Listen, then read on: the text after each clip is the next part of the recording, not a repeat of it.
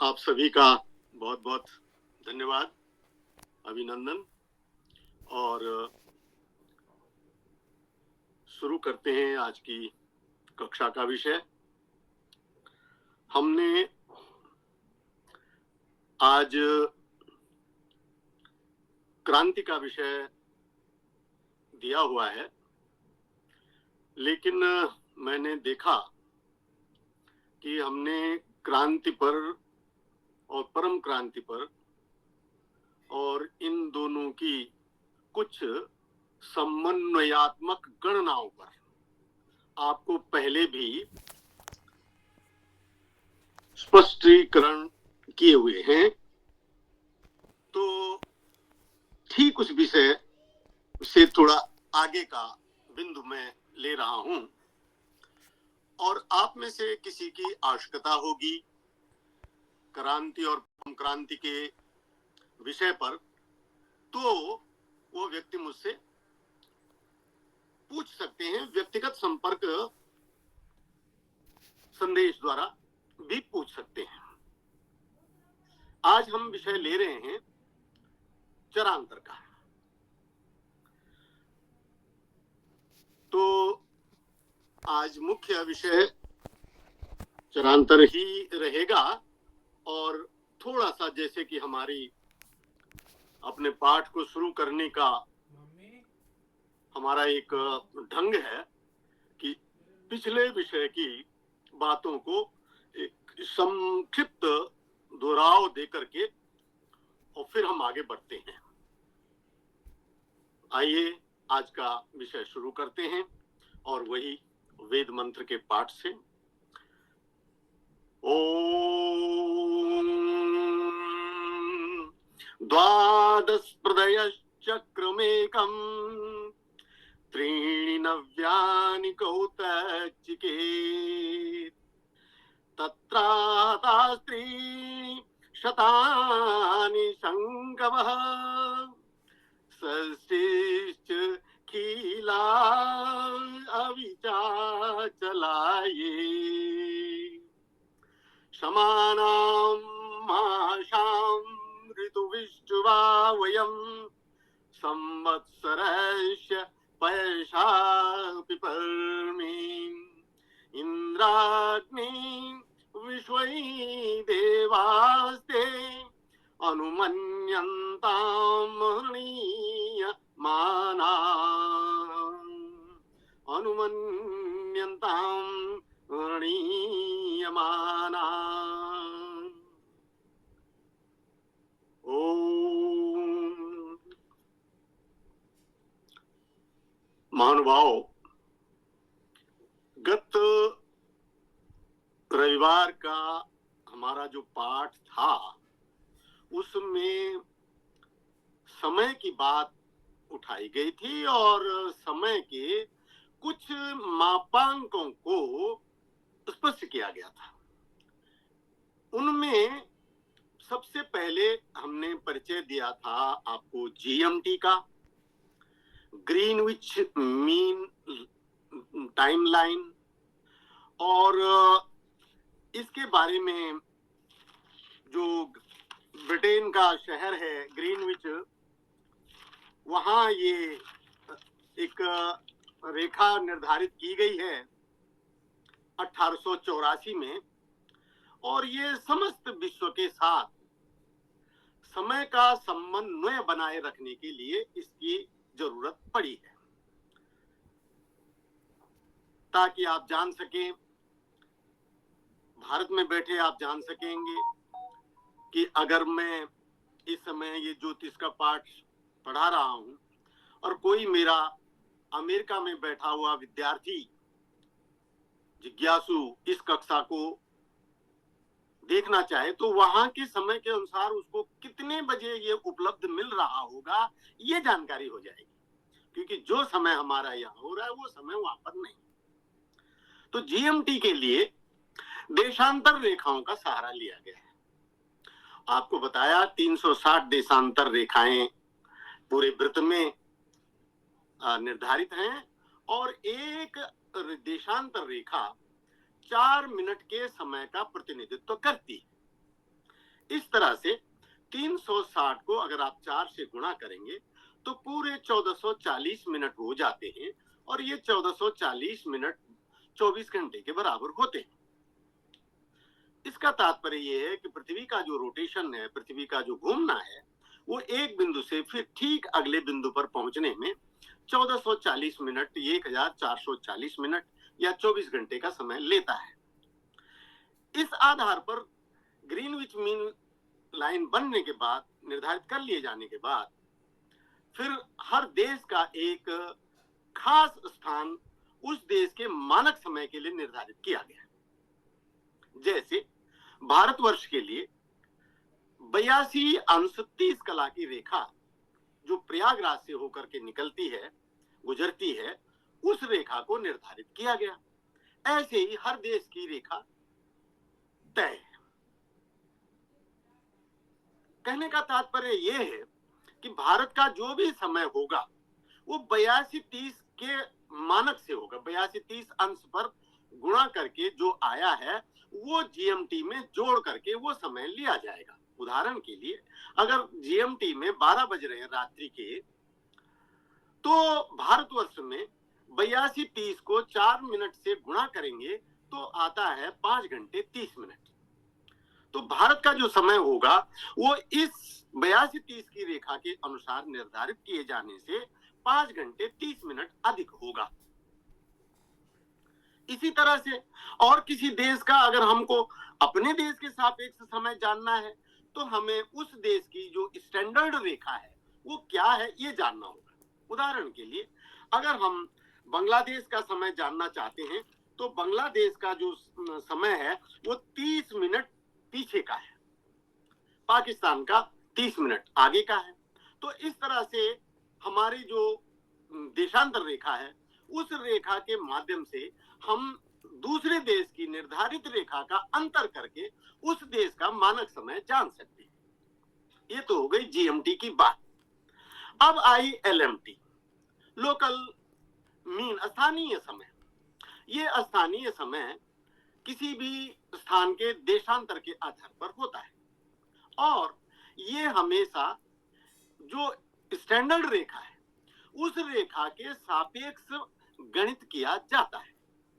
अर्थात अगर एलएमटी जो लोकल मीन लाइन है, जो स्थानीय देशांतर है, वो अगर जो मेन स्टैंडर्ड रेखा है 82°30 कला की, उससे अगर प्लस है, जैसे कि आप ये देख लीजिए कि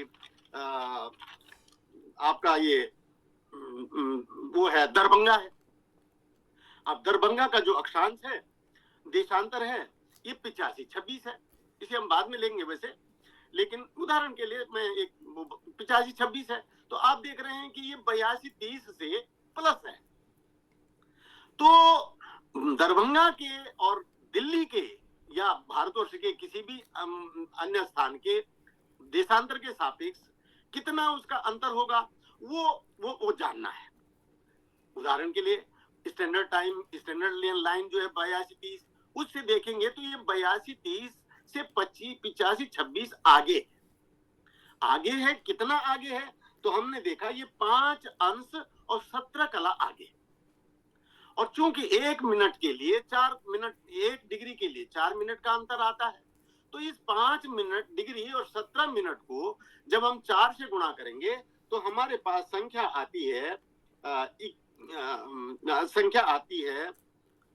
1 मिनट। हाँ, ये दिल्ली का काउंट हो गया गलती से। ये 85-26 में से 82:30 को घटाओ, 3:26 आया। 3:26 इसे करेक्ट कर लीजिए, 3:26। तो ये 3:26 हुआ, 3 अंश और 26 कला, यानी 3 डिग्री और 26 मिनट। इसको 4 से गुणा करेंगे तो ये 26 को 4 से गुणा किया तो 26 को 108, और 108 का मतलब हुआ 60 सेकंड उधर मिनट में डिग्री में ले लिए, तो यहाँ बचे आपके 44 और 4 3 12 और 1 अंश उधर से जुड़ा आया है, तो 4 3 12 और 1 13 मिनट और 44 सेकंड का अंतर हुआ अपनी स्टैंडर्ड लाइन की अपेक्षा। जो भारत की मानक रेखा है 82-30 की, उसके अपेक्षा 13 मिनट 44 सेकंड का अंतर हुआ। और ये अंतर कैसा है? ये अंतर प्लस का है। अर्थात दार्जिलिंग से कोई आदमी अगर स्थानीय समय से चलेगा भारत के समय को लेने के लिए, गणित करने के लिए, तो उसे वहां के समय में से, स्थानीय समय में से 13 मिनट 44 सेकंड घटाने पड़ेंगे, तब वो मानक समय पे आएगा। ठीक है। और इसके जगह दूसरा उदाहरण लीजिए। अब जैसे हम दिल्ली का उदाहरण लेते हैं, तो दिल्ली का जो उदाहरण है वो है एलएमटी दिल्ली की जो है वो 77 अंश और 13 कला पर है। 77 अंश और 13 कला। तो अब यहां पर आप देख रहे हैं कि जिस तरह से दार्जिलिंग प्लस था, उसके विपरीत दिल्ली का जो देशांतर है ये माइनस में है। और इसके लिए आप क्या करेंगे? इसके लिए 82-30 में से ठीक वही तरीका है। 82-30 में से 77-13 को घटाएंगे, क्योंकि 77-13 छोटी संख्या है और दार्जिलिंग के जो हमने लिया था वो बड़ी संख्या थी। तो 77-13 को घटाएंगे। 77-13 को घटा करके ये आता है आपका 5 और 13, 5 और 17, 5 और 17, 5 अंश और 17 कला। अब इसको गुणा करेंगे फिर 4 से। 4 से गुणा करा तो ये आएगा 21 मिनट 8 सेकंड। तो जब भी आप दिल्ली के लिए स्थानीय समय जानेंगे तो आपको जो प्रयागराज का लॉन्गिट्यूड है या भारत का जो मानक लॉन्गिट्यूड है उसकी अपेक्षा उसके मानक में उस समय में से 21 मिनट और 8 सेकंड घटाने पड़ेंगे। तो ये जो इसकी उपयोगिता है, ये आपको सूर्योदय सूर्यास्त समय को निकालने के लिए इनकी बहुत बड़ी उपयोगिता है। तो अभी तो आप सिर्फ इतना समझिए कि हमने स्टैंडर्ड टाइम से लोकल टाइम को कैसे जाना, तो उसके लिए हमने स्थानीय देशांतर का उपयोग किया। भारत के मानक देशांतर की अपेक्षा वो जो स्थानीय देशांतर है वो कम है या अधिक है? अगर कम है तो समय घटेगा और अगर ज्यादा है तो समय बढ़ेगा। अब ठीक इसके उल्टा, अगर आप स्टैंडर्ड टाइम की अपेक्षा से और तब लोकल टाइम को जानना पड़ेंगे, तो जो अधिक है उसके लिए घटाएंगे और जो लोकल है उसमें बढ़ाएंगे। यानी दिल्ली का लोकल टाइम से अगर स्टैंडर्ड टाइम जानना है, अंतर स्पष्ट हो रहा है कि नहीं? हो रहा होगा।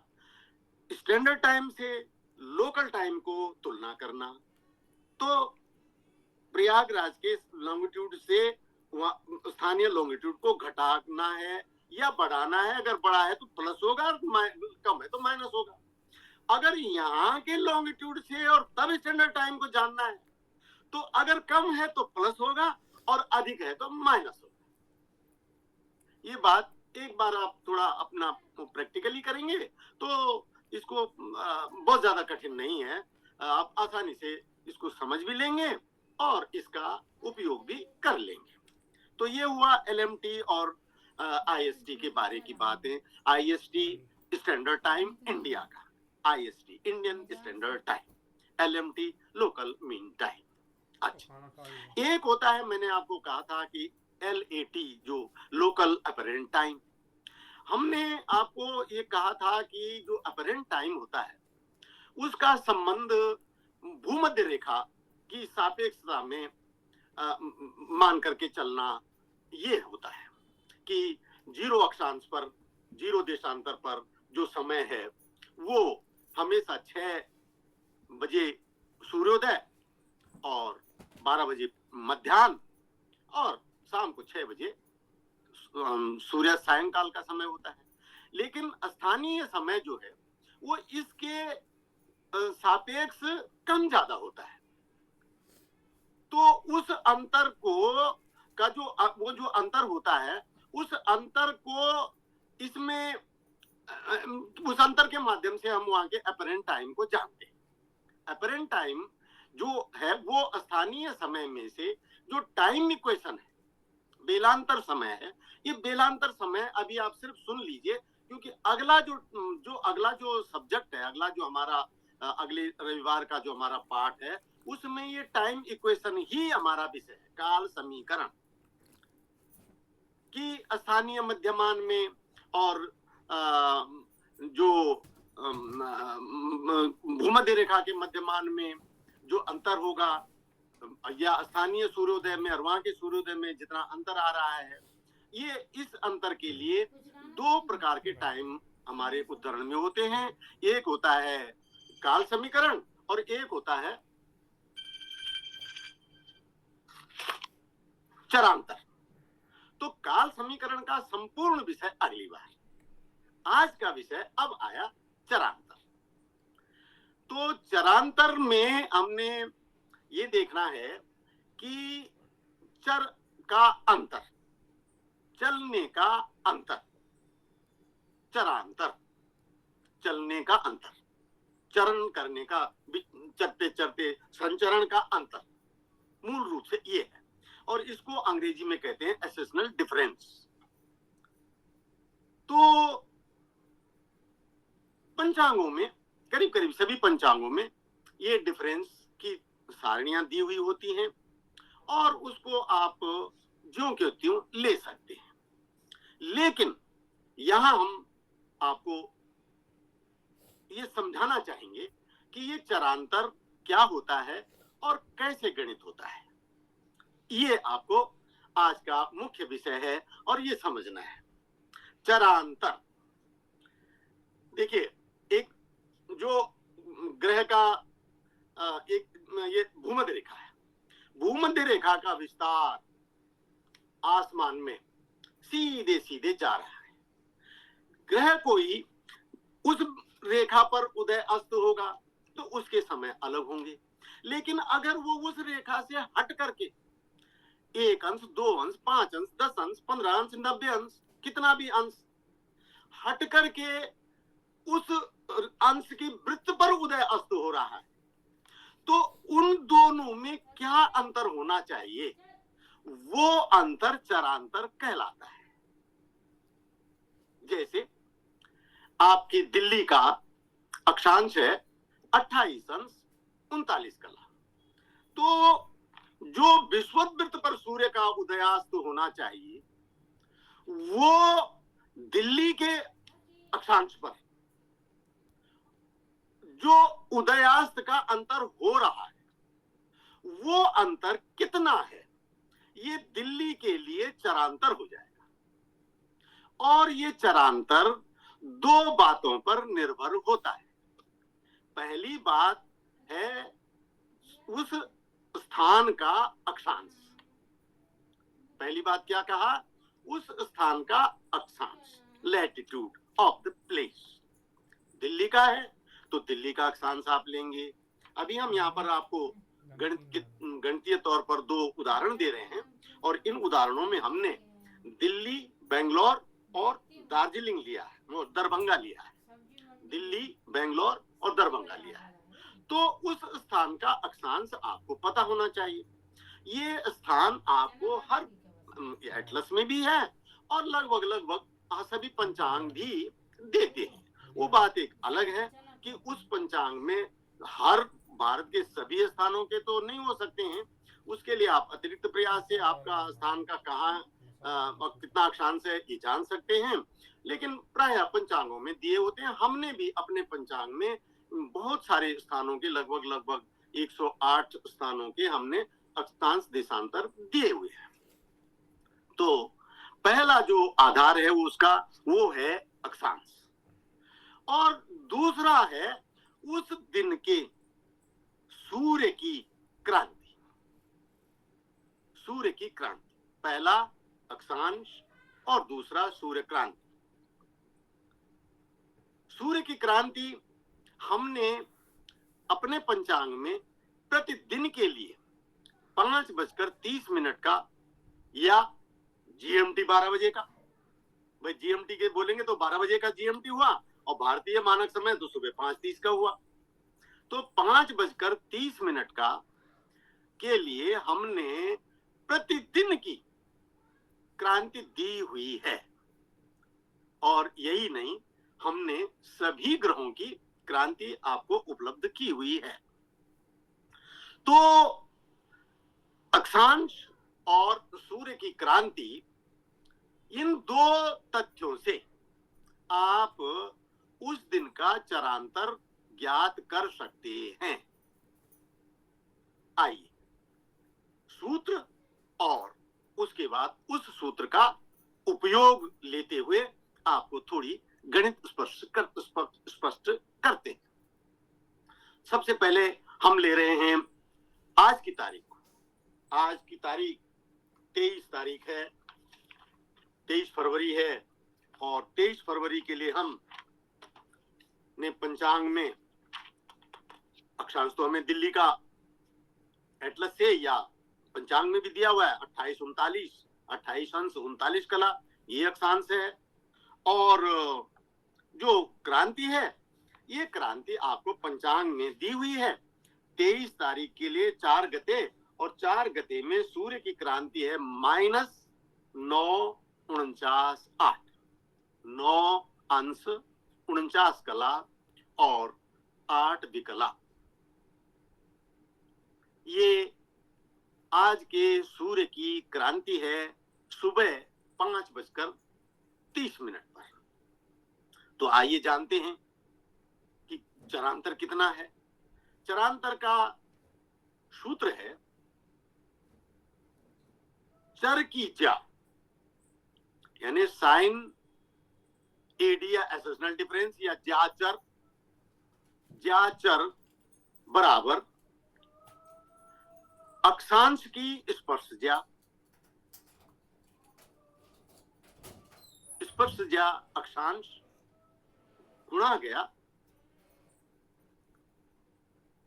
स्पर्श ज्या अक्षांश भी लिखो, अक्षांश गुणा गया स्पर्श ज्या क्रांति। ये फॉर्मूला है और ये आपको हर जगह के लिए लागू होता है। अब जिस जगह के लिए करेंगे उस जगह का अक्षांश लेना है, और जिस दिन या समय के लिए ले रहे हैं उस दिन का, उस समय का सूर्य का आपको क्रांति लेनी है, तो आप उसका चरांतर जान सकेंगे। इसको अंग्रेजी में कहेंगे साइन चर equal to tan latitude into tangent या tan सन्स डिक्लिनेशन क्रांति, सन डिक्लिनेशन। ये हो गया सूत्र। तो अब आइए 23 फरवरी 2025। तो अब आप इसमें वैल्यूज रखिए, 10 लिखिए और 10 के साथ लैटिट्यूड की जगह में लिख दीजिए 28 अंश 39 कला। लैटिट्यूड की जगह 28 अंश 39 कला इंटू 10, और डिक्लेनेशन की जगह लिख दीजिए -9 डिग्री। माइनस क्यों? क्योंकि डिक्लेनेशन माइनस में है। क्रांति ये भी हम आपको समझाए हुए हैं कि क्रांति कब से कब माइनस में होती है, कब से कब प्लस में होती है। तो 9 अंश 49 कला और 8 विकला। अब ये वैल्यू रख ली, तो 10 28 39 का जो मान आया वो 10 28 39 का मान आया 0.546। तुम्हारे पास होगा तो वहीं से ले लीजिए, 546351 546351।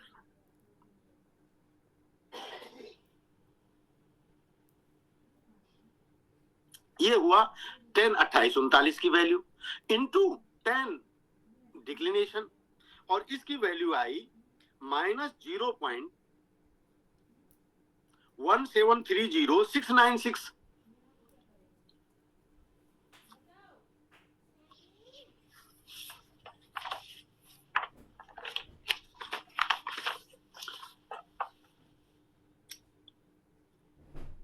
वन 730,696। ये दोनों वैल्यू आ गई। अब इसका मल्टीप्लीकेशन गुणा किया तो आया -0.094 0.0945566।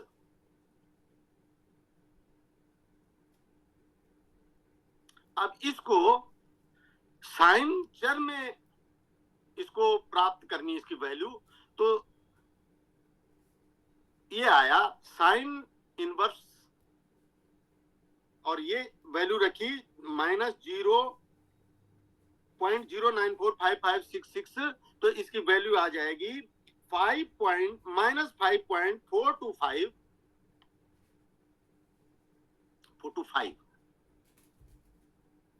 426 लिख लीजिए, चलिए। अच्छा, इस वैल्यू को फिर 4 से गुणा करना होता है। ये जो वैल्यू आई आपकी -5, इसको 4 से गुणा किया तो आया -21.703197, और ये आपका आया 21 मिनट 42 सेकंड। तो आज का जो सूर्योदय होगा वो 21 मिनट 42 सेकंड के चरांतर पर होगा, इतने अंतर पर होगा। ठीक है, अब लीजिए अगला उदाहरण। अगला उदाहरण हम आपको दे रहे हैं इसी 23 तारीख का, और हम दे रहे हैं आपको दरभंगा का। दरभंगा का ले लीजिए, बेंगलोर का ले लीजिए, दरभंगा ही ले लीजिए क्योंकि उसमें लॉन्गिट्यूड बढ़ा हुआ है।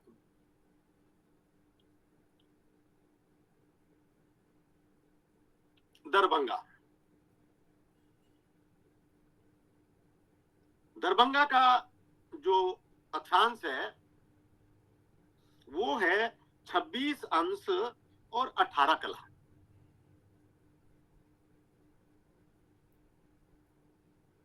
छब्बीस अंश 18 कला, और क्रांति यही रहेगी। क्रांति तो सूर्य की है, वो सर्वत्र के लिए यही रहेगी, अक्षांश बदल जाएगा। और ये है -949.8, -949.8। तो ये सूत्र हुआ ज्याद चर गुणा गया 10 लैटिट्यूड गुणा गया 10 क्रांति।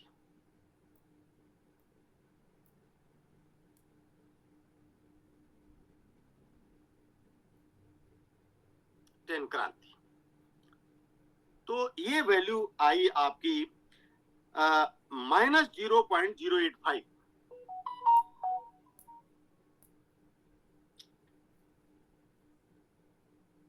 हाँ ठीक है, 4913386 334, ठीक है, और इंटू -0.173, और इसका गुणा किया तो ये आया -0.085 0358 या 04 कर दीजिए, और इसको 4 से गुणा, इसका मान निकाला तो ये मान आया इसका 19.513, -19.51।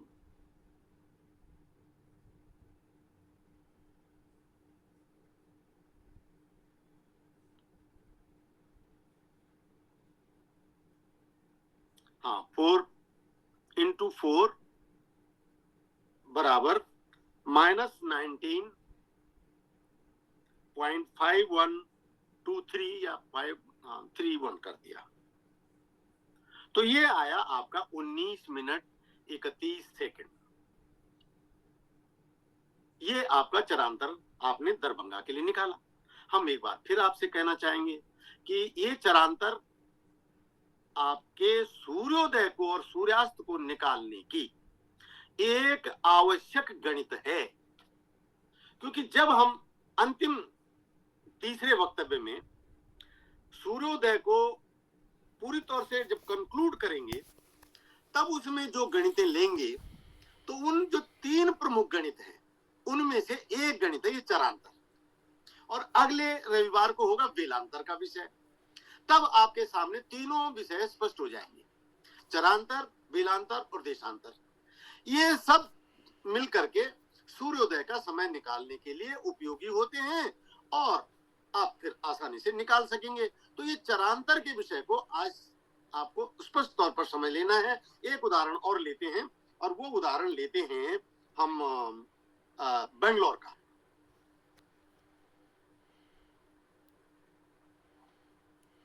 बेंगलोर का उदाहरण हम ले रहे हैं। यहाँ 1258 अक्षांश है और क्रांति वही है।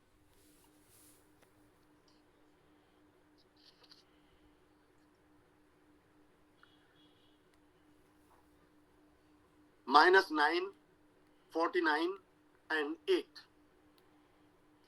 अब ये आया 10, 12, 58 साइन चर बराबर 10, 12, 58 10, 12, 58 12 degree 58 minute into 10 -9 degree 49 minute and 8 second. इनकी वैल्यू आई 10, 12, 58 की आई 0.231 या 0.23025 ठीक है, यही कर दीजिए। और इंटू 10 डिक्लिनेशन की वैल्यू आई -0.174 या 1 ठीक है, ये आई। इसको दोनों को गुणा किया तो ये वैल्यू आई -0.039851 और इसको वैल्यू साइन के मान में निकाला तो ये आया साइन इनवर्स 0.39851 इक्वल टू -2.283854 और इसको 4 से गुणा किया तो ये आया -9.134414 यानी 9 मिनट और 8 सेकेंड। 9 मिनट और 8 सेकेंड।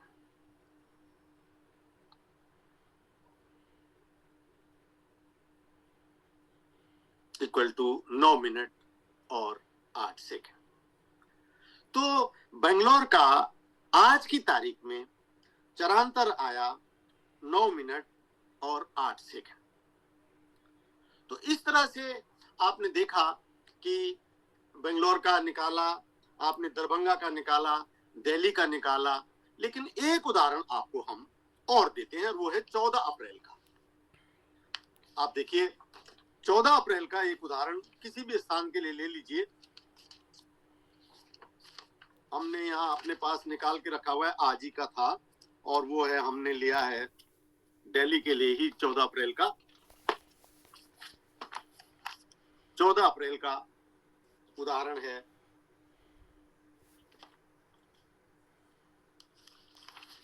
दिल्ली अक्षांश 2839 ही है और जो डिक्लिनेशन है वो है 9 डिग्री 25 मिनट एंड 11 सेकेंड।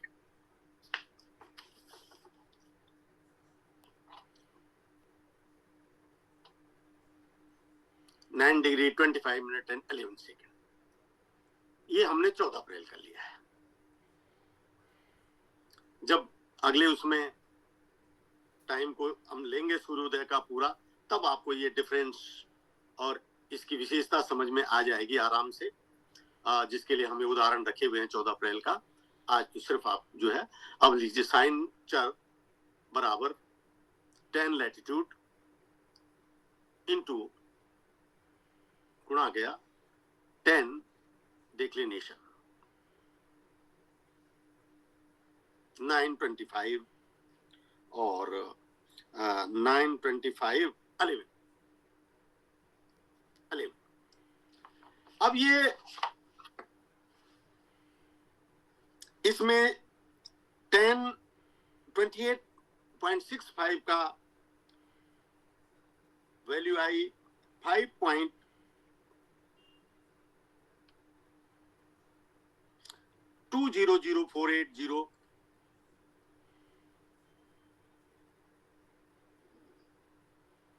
5.208 20048 48 को 49 कर लो चाहो, और 10.92511 की वैल्यू आई 0 माइनस नहीं प्लस है 10.9 डिग्री, इसकी वैल्यू आई इंटू 0.0906 0.090641।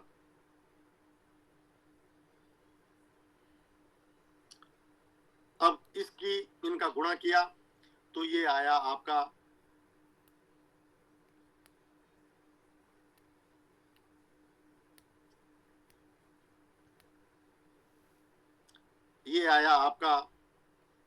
नहीं, इसमें 1085 की वहां से रख लीजिए ये वैल्यू, ये इसमें 1018 की वैल्यू 546 लिखा, ये वैल्यू जो है 10.82839 की वैल्यू जो है ये गलत हो गई है, ये है आपकी 0.546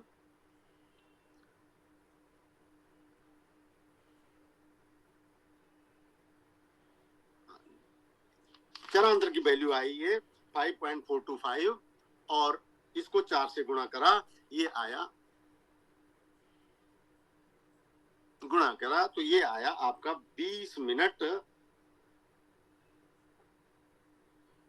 और 49 सेकंड।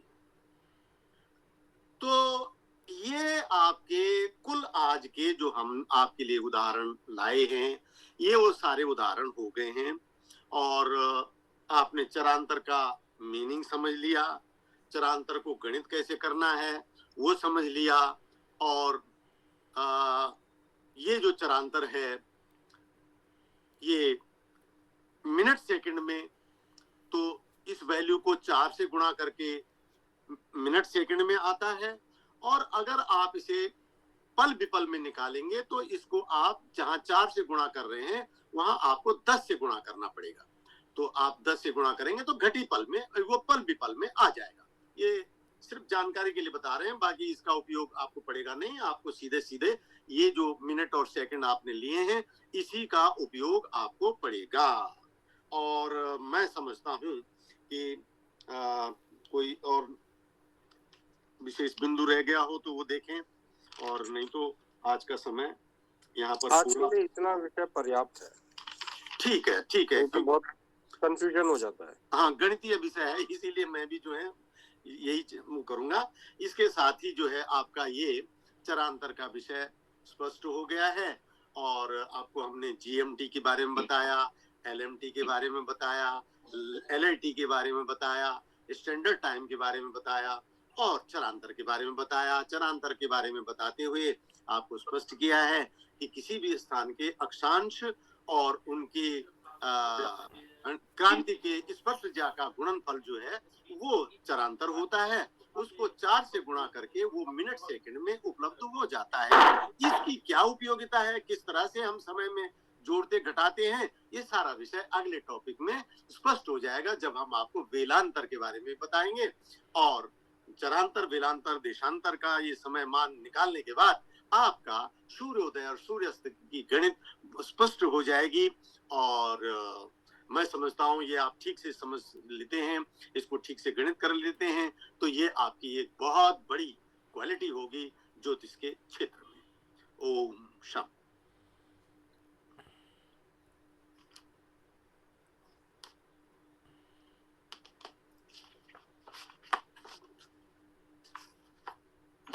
आचार्य जी, आपने बताया था, मुझे थोड़ा थोड़ा ध्यान आ रहा है कि भूमध्य रेखा पर 6 बजे सूर्योदय और 6 बजे सूर्यास्त का समय जैसे निश्चित है, तो ये संपात के दिन होगा या पूरे वर्ष होगा?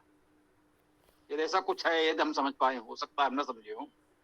हाँ, नहीं, ऐसा नहीं। वो स्थानीय मध्यम मान में सर्वत्र एक ही जगह फिक्स है, सब जगहों के लिए है वो। लेकिन भूमध्य रेखा पर स्थानीय एलएमटी जो मध्यमान है वो और जो अपरेंट समय वो दोनों बराबर हो जाते हैं। किसी अन्य स्थान में ऐसे अलग होंगे। और ये भी जो है ना, जो हमारी कर्क से रेखा तक है यहीं तक ही होते हैं ये सब चीजें। क्योंकि आर्कटिक वृत्त या और उत्तर की तरफ जब हम जाने लग जाते हैं तो जो दिनमान है वो कभी कभी 24 घंटे से ज्यादा का भी हो जाता है।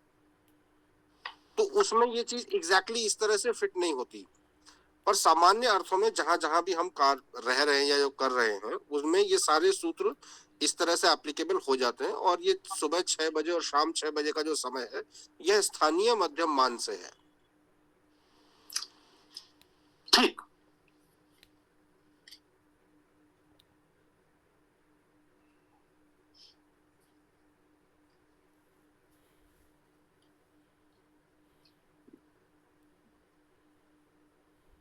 ठीक है, और किसी को कुछ कहना हो तो बताइए।